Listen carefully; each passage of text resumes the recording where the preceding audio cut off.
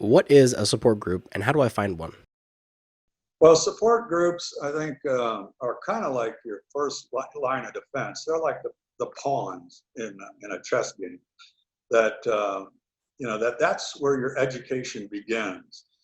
You get myeloma, and you're like a deer in the headlights. I mean, this is you look online, and you look at all this stuff, and they're talking about 3 to 4 years of life expectancy, and 1.5 to 2 years if you're high risk, and you're just overwhelmed with a kind of a doomsday scenario.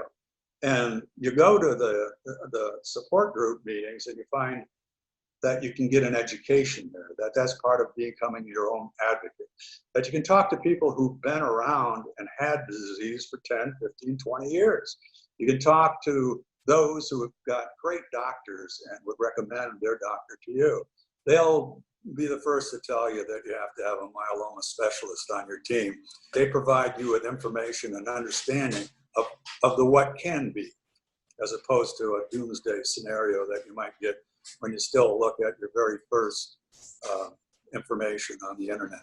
A support group is a gathering of like-minded persons intent on educating themselves on a particular subject. They're important because they have tremendous expertise. You can find so much help from people who, as I've said before, have been there and done that. If you're looking for answers to a particular treatment dilemma, maybe you're having a side effect that's troubling you, such as diarrhea, I promise that you'll find others in a support group that have been there, and they can tell you what treatments, perhaps dose reduction, perhaps a drug that can counteract it. But support groups are people just like you. One thing that support groups are not are places where people come to whine. And so many times men in particular have the misconception that support groups are whining groups. They are not. They are educational groups who gather together to know about their disease. So there are many types of support groups. Some might be focused on a particular disease. Some might be more general in nature, such as a blood cancer support group, which focuses on more than just, say, myeloma. Or they might focus on all cancers, such as support groups from the American Cancer Society. Disease-wise, I think finding a myeloma-specific support group is most beneficial for myeloma patients. But then there are also support groups that might focus on other aspects of a cancer diagnosis. These could be support groups that deal with psychological impacts of dealing with a cancer. Or they could be support groups that focus on exercise or nutritional information, spiritual information. There are even support groups on complementary medicines. In general, living well with your disease. I think probably the easiest way that I would know about is to go to the IMF, International Myeloma Foundation's website. They have a good listing of the various groups. I think there's probably about 150 across the United States alone, and there's certainly others in other countries. But I think the best place to find a support group would be the IMF website. I think disease support groups can be located, as I mentioned, via the various disease websites.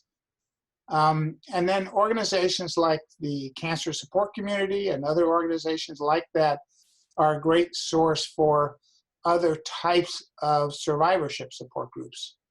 And finally, social workers. If you have access to social workers in your area, they can also help find support groups to help meet your own needs. Look up the support groups in your state and attend.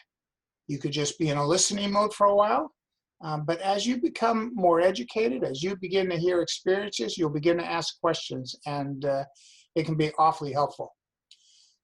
So if you're unable to attend a support group meeting, there are other ways to be involved with other patients. It can be done through Facebook groups. Smartpatients.com allows you to ask questions and get answers. LLS has an online chat forum that meets every Monday evening for myeloma patients. And you can type in questions and get responses that way.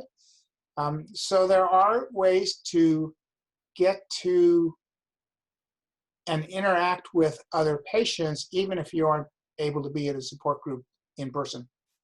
A support group can give you loads of information. At a good support group, you'll find people who've done it a long time, who've studied this disease. You'll also find people that are brand new to myeloma and have basic questions. You'll find also that in time, you'll be able to help other people, and that's such a good feeling to help someone else learn about the disease that you've been dealing with a long time. Support groups have a lot of value.